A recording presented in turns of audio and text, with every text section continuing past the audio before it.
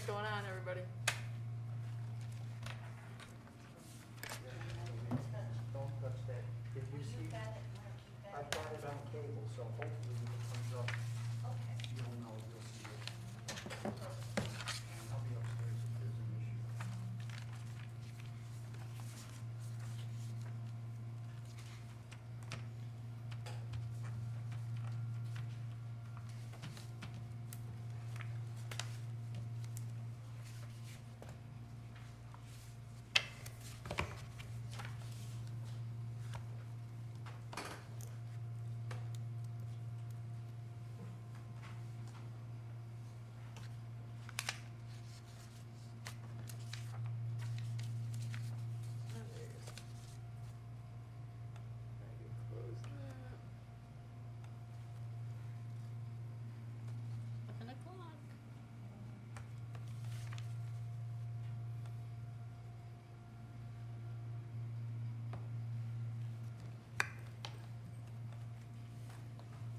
Jim, and FYI, all the board are here in the Hicks room, so you'll be on the Zoom, and I'll have to put the microphone down towards my computer so everybody can hear you, and hopefully that's going to work. And Jim, I'll follow you up when you do my report, then I'll have you come in and finish up. During the town manager report. Hopefully hear me. Can you tell if he got your thumbs up? Jim? Okay, he said yes. He's at the Public Works office.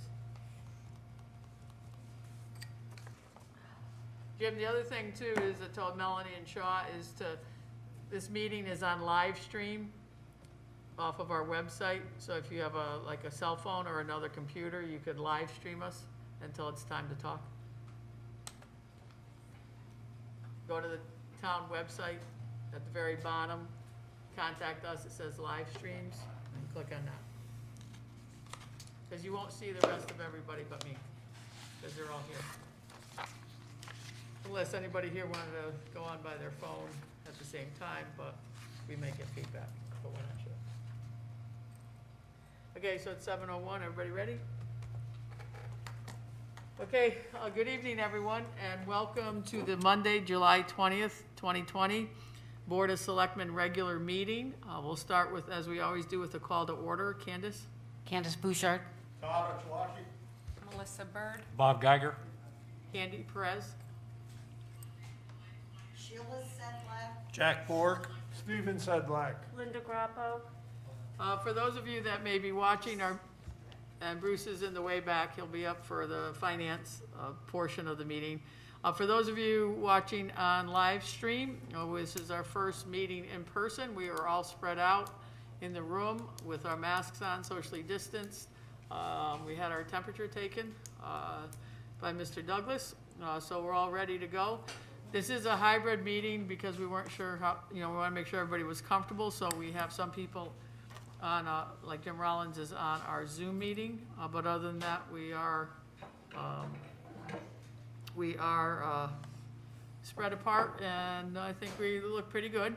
So we'll do our best with sound, and we'll go from there. So please join us for a Pledge of Allegiance. I pledge allegiance to the flag of the United States of America and to the republic for which it stands, one nation, under God, indivisible, with liberty and justice for all. Kind of like that with all of us in here. It was kind of good. Because the other ways it was like, I was saying it, Sheila was saying it, and then everybody at home was saying it. So it works out. Okay, agenda review, anyone? Seeing none, we need to approve our minutes of our regular meeting on July 6, 2020. May I have a motion to approve? So moved. Thank you, Candace. Is there a second? I'll second. Thank you, Melissa. Jack? Yeah, just a correction, just for the sake of the accuracy of a name. On page 3, Sheila, item 13. Okay. And you know this, it's the soldier's S apostrophe. Oh, yes. Yes, that's for the accuracy of the name. And second, the letter was from the W.L. Gilbert Trust Corporation. It was not from the school corporation. So there's a difference, the two entities. Yeah, I realize. All right, so it was not from the school, it was from the W.L. Gilbert Trust. Okay. Any other additions, corrections? If not, all in favor? Unanimous. Thank you. We have the citizens' comments are up now.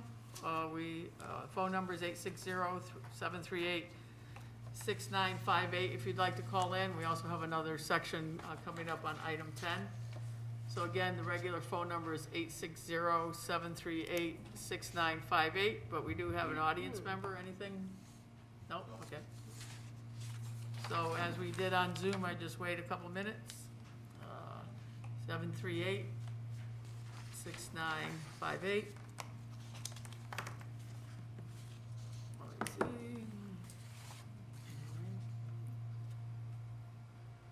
Oh, let's see. Okay, so we also have, we're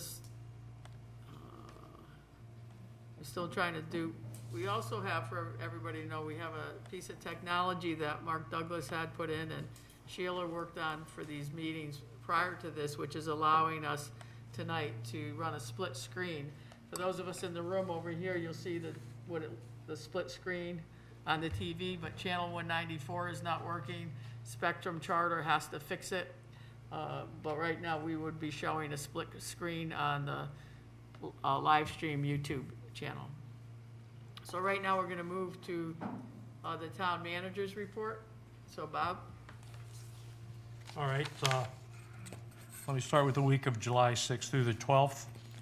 I met with the police chief in the morning, which I usually do pretty frequently, but to specifically discuss police actions with the Marine Patrol at Highland Lake with the impending summer. I don't have to tell you, it's pretty crowded up there.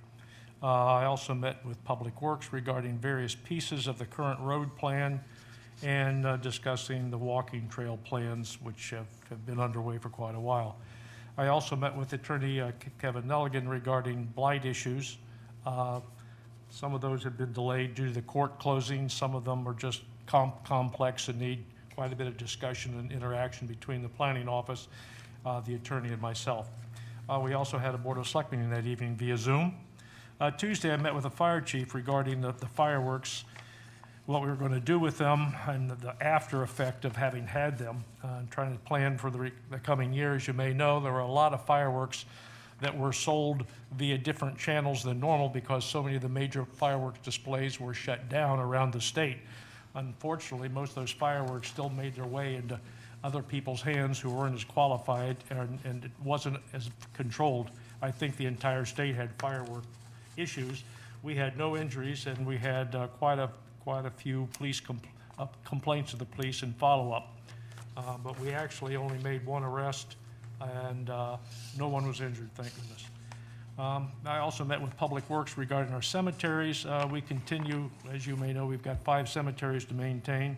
And during the summer, and particularly in terms of maintaining those with some of the subcontractors, it's too much for us to cut and trim all the time, but there's a lot of work that goes on with maintaining the cemeteries, and this is the time of year you try to do it before all the holidays and visits to the cemeteries occur. We also had a citizen complaint and a site visit to Moore Avenue between a couple citizens on a property dispute, and it seemed to have gotten out of hand, and I just went up to help try to resolve that, which I think we did peacefully. I also met with our labor attorney regarding personnel issues, particularly our union negotiations with the police, which are coming to a conclusion pretty soon now. Wednesday, I met with Attorney Nelligan again, discussing court dates and various issues on particular properties. And also, I'm on the board of the American Mule Project on their strategic planning committee. And as they're trying to plan going into the future during this COVID situation, it's been difficult for them. So we had about a 3-hour Zoom meeting as we discussed how they could move forward. Thursday, the Northwest COG had our monthly meeting via Zoom. And also I met with Public Works regarding parking issues at Taylor Brook, which I'm sure you've may have heard a lot about. We had, at the Taylor Brook area, there's room for approximately 10 to 12 cars in that area. And we were having as many as 24 and 25 automobiles parking in areas that was just impeding traffic flow through the area, and also was becoming a safety hazard. So in the meantime, we put up no parking signs on the grassy areas, so we've still got the same amount of parking we had before, which was limited to 10 or 12 cars. But any more than that, that curve cannot accommodate any more vehicles than that. Then I also met with the Civil Service Commission via Zoom. We continue to have a few hires left, particularly in the police, as we get ready for impending changes with the retirements in the planning for the future. It takes so long. Once you hire a police officer, once you start the process, it's a year before you have someone actually in place. So we have to kind of stay ahead of that issue. Friday, I met with the school superintendent regarding our Hinsdale project, which is obviously we haven't dug in the ground or done anything yet. Is all we have done so far is continue with the architectural plans, which we've discussed quite frequently in the past. The Hinsdale Building Committee approved to move that forward. As you know, there was a referendum to vote to proceed with the project, but in the meantime, as we wait for the state to approve any final funding in terms of reimbursement with the grants, we're only proceeding with the drawings. Those take sometimes 3 to 6 months to complete. Were we to withhold any action on those plans, we could probably stall the project for an entire year, which would increase the cost approximately 5% or $700,000 to $800,000, which is an entire mill. So given the best assessment that the Hinsdale School Committee could make and the support of the selectmen, it was decided that we would complete the architectural drawings, but not put a shovel in the ground, so to speak, until we had word from the state. And I think that's coming up very soon. Right now, we're at the top of that list, and Melanie assures me we can't get a whole lot higher on that list than we are. So we are still pretty confident that we'll hear from the state soon. But until then, we're still waiting as we complete the architectural drawings, which will allow us to go out to a bid. So we haven't even bid any construction yet. Architectural drawings have to be completed, and then they can go out to bid for contractors. So we really haven't gone out to bid yet. That following Saturday, I met at Highland Lake with several residents regarding the Summer Lake concerns. As I said, you can imagine there's a lot of people up there. The beaches are crowded, the lake is crowded, and we try in terms of police and lifeguards do the best we can to maintain civility and safety up there. This week, July 13th to the 19th, Monday, I met with the chief again regarding Highland Lake, not only the lake itself, but the road. The speed limit up there is 25 miles an hour. We encourage people to abide by those speed limits. There's a lot of people that hike, ride bicycles, and we try to keep that road as part of our recreation area, even though it's the road. I also met with with Tanya, our recreation committee manager in this regard, talking about the lake issues as she tries to plan for the lifeguards and the safety issues. I met with Public Works regarding our Holabird Avenue skim coat. I'll let Jim maybe talk about that. If you haven't been down Holabird Avenue, we made an interim fix until we get the entire road dug up and repaved, but I think Jim figured out how to make a significant improvement at very little cost, which will at least it is proving to be a good interim solution right now. I also met with a senior apartments manager regarding asset management advisors and their attorneys as we plan on long-term for what is an asset to the town. It's a multi-million project over there. We have 4 different senior apartments. The ultimate goal was to make sure we provided housing for all of our seniors in the area that needed that type of housing. So far, I think we're all pretty full. We run around 95 to 98% occupancy in 2 of those, which I oversee directly, and the occupancy rate is almost as high at the other senior apartments. I then also took a site visit to the Taylor Park area as we just tried to maintain peace and tranquility in the coming weekend. I also met with another resident regarding Taylor Brook and Lake issues.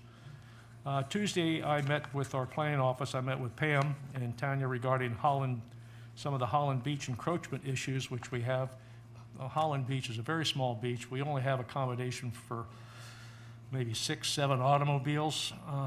So we are constantly trying to figure out how to maximize that. I also met with, I did not meet, but we had meetings with the state regarding Taylor Brook. We had several residents up there, and Jay Case was up there as well as we try to resolve longer-term issues. As you know, the town does not own the Taylor Brook. We call it the park area that used to be the beach. We don't own either side of that road, but residents are allowed to go on that state property.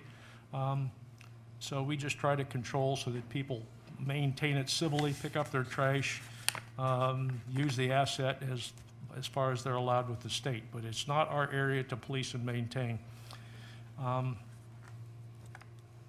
Let's see, I had that Wednesday, then again, I was up at the lake area again. Usually I'm up there every day right now during the summers. We're trying to figure out how to improve it continually. I also met with Community Health and Wellness, and they did testing, the COVID testing again at East End Park. 2 weeks prior to that, they tested 82 people from the hours of 9:30 to 12. They did this again. I didn't get the final results of Wednesday's testing, but the prior 2 weeks, they had 82 people. All were proved to be negative, which was good to hear. Again, we're trying to do more testing all the time, even though Litchfield County and Connecticut Journal's in very good shape. As you may have read, it doesn't take much to throw us off that schedule. So we're all trying to be very careful. I also met with the police chief reviewing, we've looked at various pieces of software to try to maintain criminal reporting and general police reports on a daily basis. And then I also met with with our school superintendent again regarding some employee issues that we may share on occasion. Thursday, again, I got down here, it's a site visit at Taylor Brook. That's getting kind of old. I also drove around the lake a little bit as we've been discussing construction issues. There's quite a bit of construction going on up there. But all of it has been permitted through the land use office. Pam's done an outstanding job following up and trying to inform people and maintain all the permitting and advisory consulting with our land use office. I met with finance and the school admission regarding various issues. As you know, the school finances flow through our own finance department here, so Bruce gets heavily involved in that, along with Nancy on the school finance side. Friday, I met with Public Works again. I usually go over there, if not every day, every other day.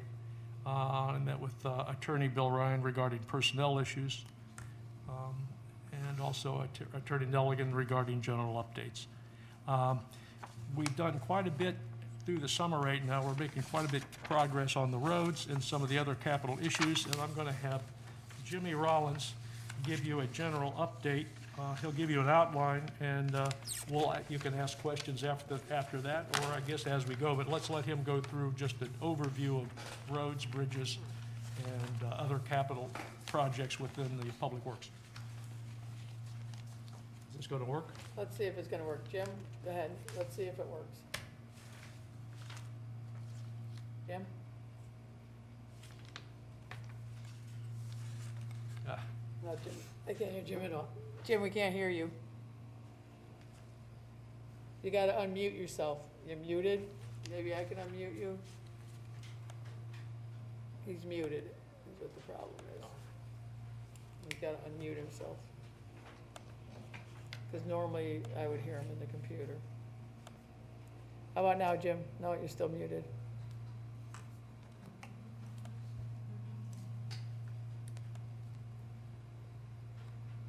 Jim, you got a phone near you?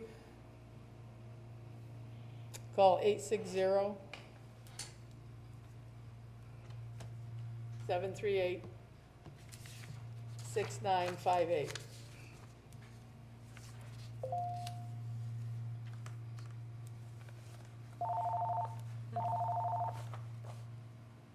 You there? Yes, I am. Okay, this is good because the board, everybody in the room can hear you now. People at home can see you and hear you, and we can hear you. Wonderful. So just so you know, via the Zoom meeting, the only person who I can actually hear is Candy. Everybody else is really, really muffled. But getting to roads. So as most of you probably know, we did a skim coat over Holabird Avenue late last week, and that was received really well by the public. It made the road drivable and plowable until we can actually get the rest of the construction underway. Overlook Road is cruising right along. The drainage is done, and they're, you know, No one can hear him. Yeah, nobody on Zoom can hear him. That's why I'm just sent you a note to go through live stream to hear all of us in the room because we're all here. We can't, now you're unmuted, Jim, on Zoom. yes. So is the phone going to give really bad feedback? Let's see what happens. Okay. All right, so Overlook Road. Overlook Road, the drainage is 100% complete. They're working on base repairs, and they should have complete paving done by mid-August. The Whiting Street project is in the final design stage.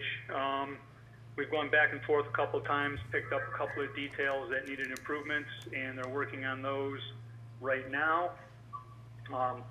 Marshall Street, the plan is to continue doing the drainage project throughout the summer, and then let those basins and crossover pipes settle over the winter, and then hopefully pave it next year.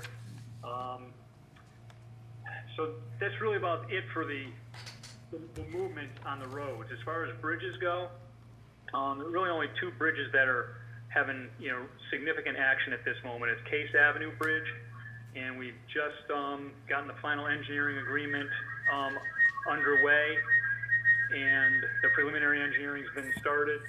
So that's a step in the right direction. And then the Smith Hill Road Bridge, all the plans are completed for that for maintenance. It's just kind of a refurbishment, hoping to spend a little bit of money now to avoid spending a lot of money later. Really just preventive maintenance types of things. And then under kind of my miscellaneous category is the Sue Grossman Trail. So as you know, we've been just kind of floundering in our progress on that. So we finally, you know, been cracking the whip on the engineers to get them to provide us what we need. And the cost estimates have come in quite a bit higher than our budget allows. So we have asked I guess it's OPM, it's DEP grant. We've asked the grant administrator to provide us with the opportunity to scale down the work to something that we can fit into the $1.5 million budget. We haven't got a confirmation on that, but they sound agreeable. As soon as we get something in writing from that, then we'll know how to proceed with the engineers, and then we'll trim back their request for work and try to get that area of high wetlands impact out of the equation and save that for another day, but get done what we can with because we've got a time frame issue. Other than that, you know, the only real new thing on the horizon is the sweeper truck is scheduled to arrive in mid-August, and that's about 3 months late due to the disruptions from COVID, but they're telling us third week of August is our delivery date, so we'll be happy to get that on the road, start cleaning basins, and continue sweeping streets. So that's pretty much what's going on in a nutshell. Okay, so does anybody on the board have any questions? Candace does, and if you can hear, hopefully, Jim, you can hear her. If not, I'll translate. Okay. The sweeper truck, when was that purchased? From last year or this year? Purchase date of sweeper. I thought we were holding off on all Purchase purchases. date, the order date was as soon as the budget came in. I don't know when it was. But there's a terrible long lead time on any specialty equipment, whether it's a plow truck or a sweeper truck, a vacuum truck. I'd have to, That's all right. I got my can answer. certainly find out what that is, but I don't know off the top That's of my good. head.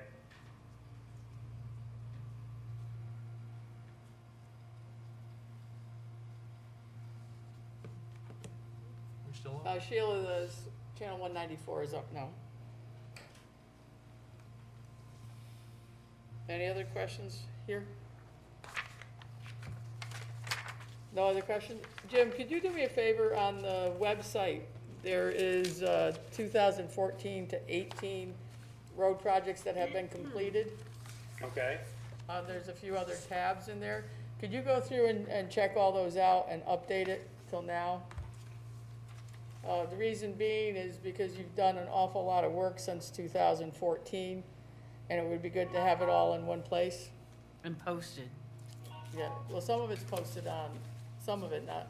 Isn't there one list online? It's only from 2019, there's a road plan, but that is not long-term. Right, so post what's been completed. okay. Okay, don't touch anything he says it's on. No, because it's still off, and Sorry. it's on, I mean, So if you could update everything that's been done, you must have the list somewhere. I'll follow up with that. Yep. That's Yep. enough, I got it. All right. Anything else from Jim? Would you tell him that Selectman Sedlak would like to compliment him on Holabird Avenue and that he's finally gotten religion? Okay, he complimented you on Holabird Avenue and he's gotten religion. Sarcastically commented. Tell him thank you. Well, I have one more question about the work that was done on Main Street. Yeah. So they've corrected Main Street work. the state has corrected, well, has done the handicapped. Or when is the town gonna do the handicaps We- for Elm Street and Case? Well, Elm Street was being, if you notice, they started working on that. The state is, as they complete their project on the lighting, the traffic lighting. They've still got about another 6 weeks to go yet. When they're finished, then we're gonna see what's left. So, they finished Elm. So what I'm asking is, when is the town going to fix the crossing across Elm for handicapped people? At the intersections, Yeah. at the four-way intersection? The way the state completed it is they have the handicap going across on the crosswalks that exist for the state highway. Right. Elm is not a state highway, but it has no handicap directly across from one side of Elm to, say, from Friends of Main Street to the health center. There's nothing. So the way they have it done is according to the state crosswalks. I see, yeah. We don't have something as a town for the crossing of Elm Well, for Elm will have, handicap. because we delayed the total Elm Street projects, we'll have to go back and address that individually. Yeah.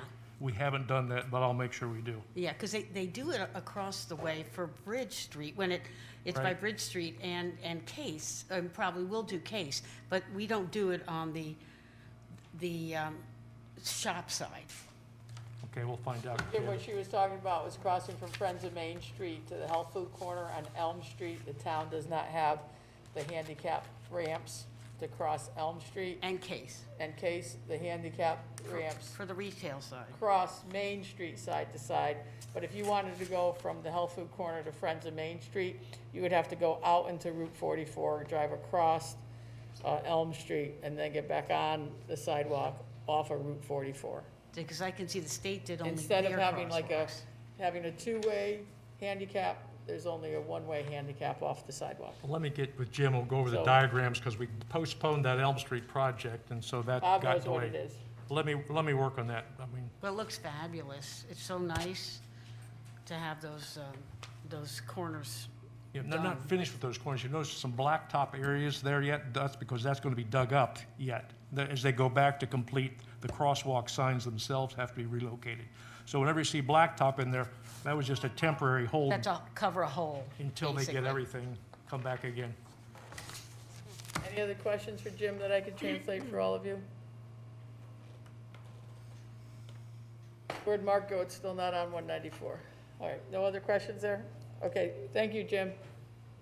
Yep. All right, there's somebody trying to come into the Zoom meeting that is ANOM. We will not let you in unless you identify yourself. Just like we would at a public meeting, we would ask for your name.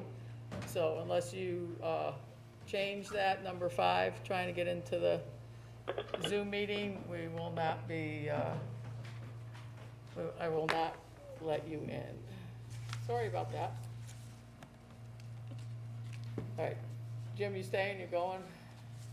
It's up to you. Whoops.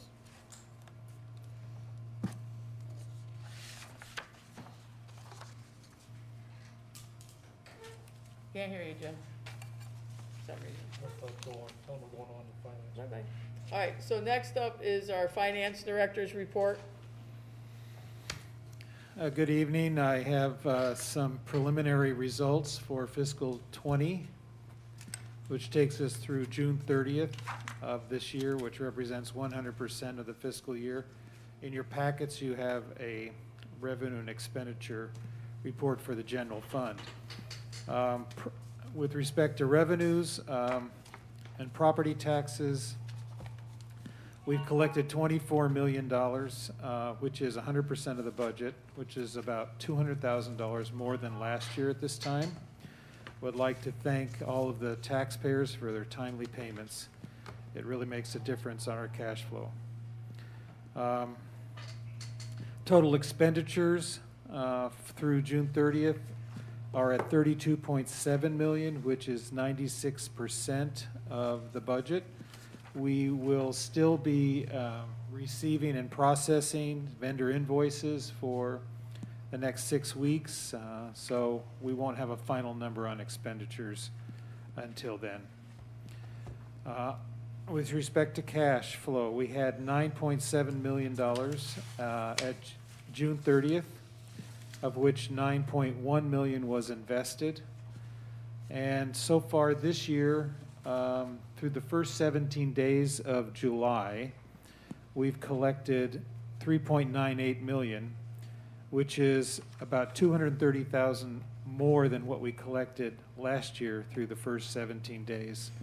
So again, the collections for the July 1 tax bills are going pretty well, and I again thank all the taxpayers for their timely payment. I have some additional information on capital improvements from a financial perspective.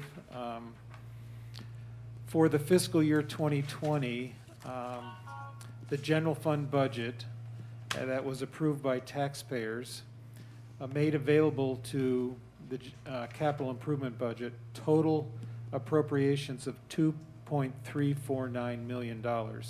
And that that's composed of 4 parts. The first was $1,150,000 that was appropriated to the capital improvements fund in the general fund budget. In addition, another $800,000 of the June 30th, 2019 general fund balance was assigned to the capital improvements fund. The state of Connecticut made available to the town another $87,000 of LoCIP funds. And on June 15th of this year, due to underspending in various departments, the Board of Selectmen authorized an additional appropriation from the general fund budget of $312,000, which was sent to the capital improvement fund. Again, total of $2.349 million. Another event that happened in fiscal 20 was on September 7th, 2019, town electors approved in a referendum vote $17,425,000 in funding to renovate the Mary P. Hinsdale School. That spending authority was given to a school building committee, which was formally organized later that month and is known as the Hinsdale School Renovation Committee. The committee has overseen planning activities for the project since that time and has also been monitoring the state of Connecticut commitment to provide grant funds to defray the cost of the project to the town. Respectful of the Board of Selectmen's counsel to not begin construction until the state grant commitment is finalized, the committee has only authorized design work by the approved architect, Silver Petroselli and Associates. Last month, June, the committee approved payment of $239,124 in invoices for architect design and other professional fees in connection with the planning phase of the project. These payments were made from previously authorized appropriations in the Capital Improvement Fund set aside for the Hinsdale School renovation project, totaling $315,075, as noted in the explanatory text for the referendum vote, which text was dated August 8th, 2019. I have some financial information about the status of several notable capital improvement projects. These are all as of June 30th, 2020. You've heard some discussion on the Sue Grossman Trail project. The town received a reimbursable DEEP grant award of $1,550,000 in January 2016. An engineering contract was awarded to WMC Consulting Engineers in February 2017. Through June 30th of this year, $184,487 has been spent on that project. And reimbursement requests have been sent to DEEP for that amount, and we have received that amount in reimbursements from DEEP, which leaves a budget, remaining budget to spend of approximately $1,365,000. Also in fiscal 20, a salt shed was built for the highway department. A budget of $300,000 was authorized in the Capital Improvements Fund. Total costs through June 30th of this year were $296,363, and that project has been completed. Also, a long-term project the town has had has been the Sucker Brook Bridge. That is a reimbursable federal local bridge grant award where the state participates at 80% of the costs and the town participates at 20% of the costs. A budget in the Capital Improvements Fund was established for $315,000 for the town share. Total costs through June 30th, 2020 are $875,887. So that project looks like it's going to be well within our budget guidelines. The Lanson Drive Culvert project was undertaken under a reimbursable state local bridge grant award where the state pays 49% and the town pays 51%. The town Capital Improvement Fund set aside $444,000 for the town share of that project. Through costs, or total costs through June 30th, 2020 totals $745,963, and that project has got a few more things to do, but it's pretty well complete. Jim also talked to you about the street sweeper that's expected to be delivered. That was ordered on a state bid for $294,000.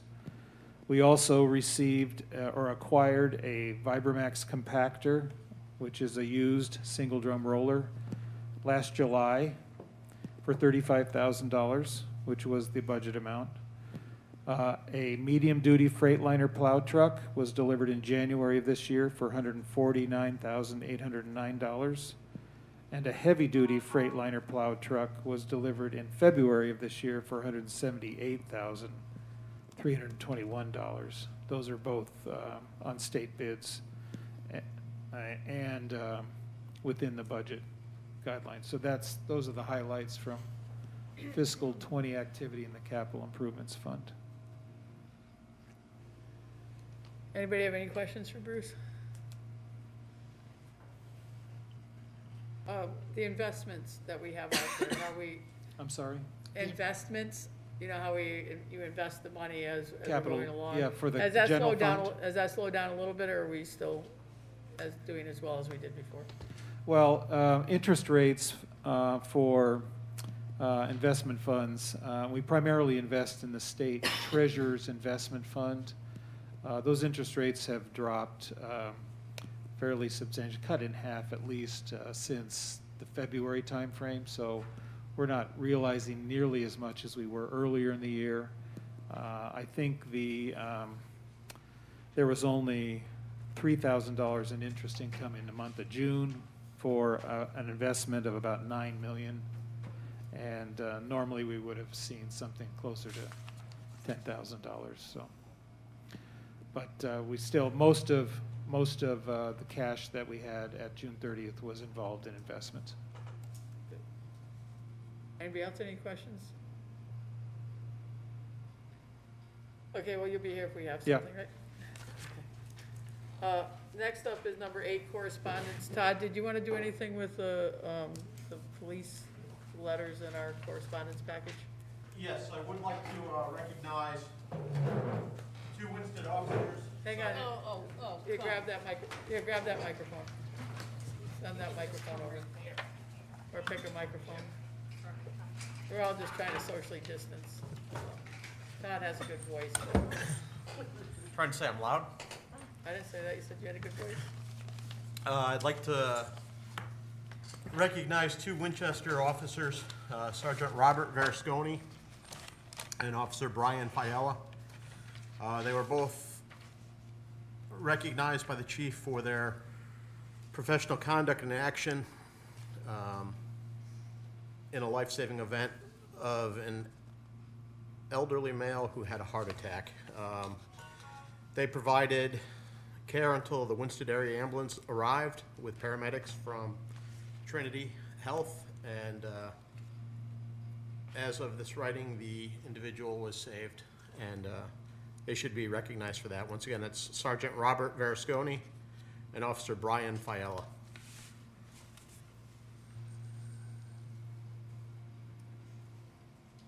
Okay, great.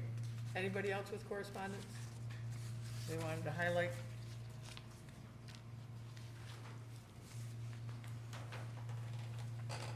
Okay, with no one, boards and commissions, Steve? Okay, we have, in your board package, we have a number of reappointments to the Senior Center Commission.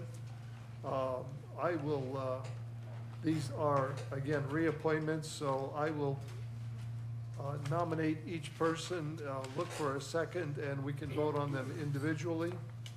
For example, I will nominate Alfred Dombrowski for reappointment to the Senior Center Commission, term to expire in July of 2023. Thank you, Melissa seconded it. Any questions by anyone? All in favor? Unanimous? I will nominate Sally Manjone for the Senior Center Commission, term to expire July of 2023. Jack is seconding. Any other questions? All in favor? That be unanimous, Sheila? I will nominate Francis Cooper for the Senior Citizen Commission, a term to expire July of 2023. Linda has the second on that. Any questions? All in favor? Thank you. Unanimous. I will nominate Elizabeth Kelsey for the Senior Citizen Commission, term to expire July of 2023. Jack has a second on that. Any questions? All in favor? Unanimous. Congratulations, everybody.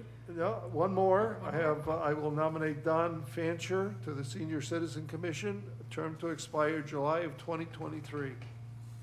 I have a second. Thank you, Linda, for the second. Any questions? All in favor? Unanimous, thank you. And I'd like to recognize 2 people who have been members of the Senior Citizen Commission recognize them for their contributions over the years. They've decided, for whatever reason, not to seek reappointment, but we'd like to thank Diana Nesco and Carol Grant for their service to the town. Oh, okay.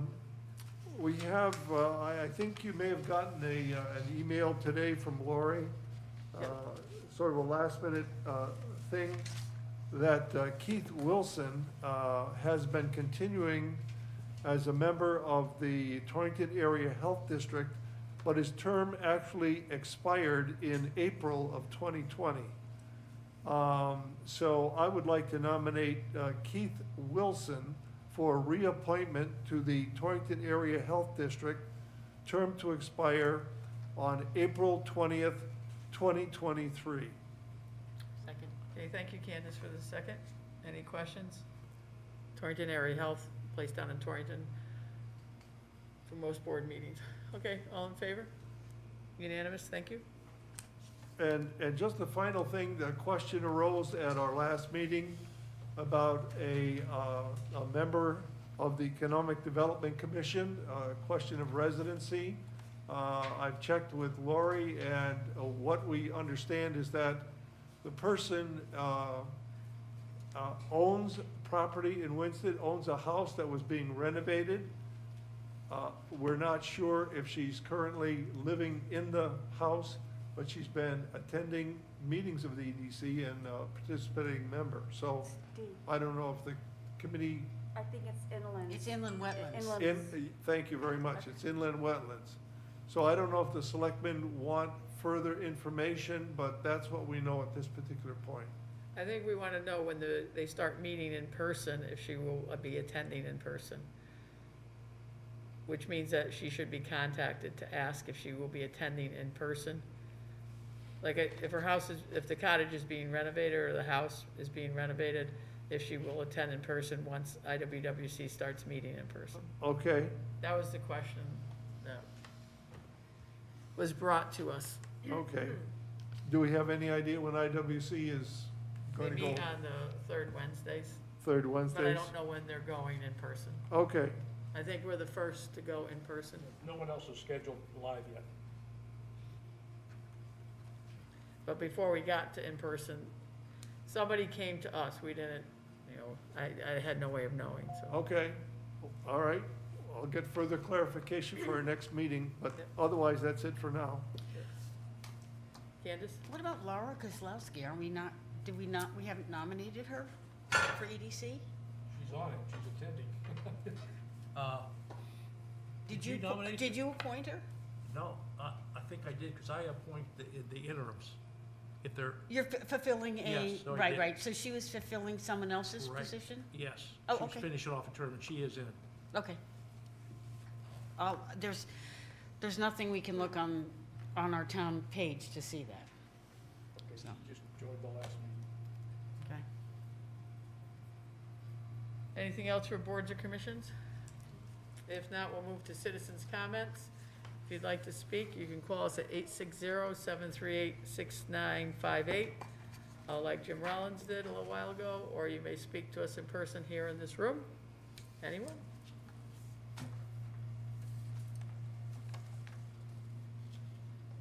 Again, 860-738-6958. And I would like to mention, while we're waiting, if there's any phone calls, is we have been live streaming, we have been on channel 194, and this phone number has been available since we started meeting as a board by Zoom.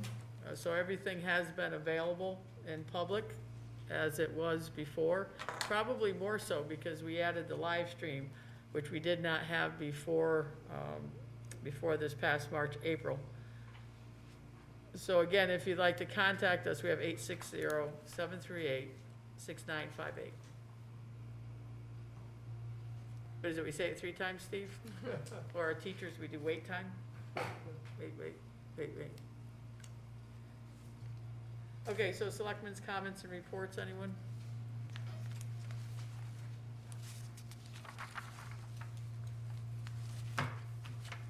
Okay, Steve, Move we adjourn. is there a second, please? Thank you, Candace. All in favor? Unanimous? Thank you. Next meeting, we're all live. Everybody's okay, no more Zoom? Unless the COVID numbers come up and the state makes us do something. Shh. Oh, I know. 52 and 1. Yeah, I shouldn't have said that, huh?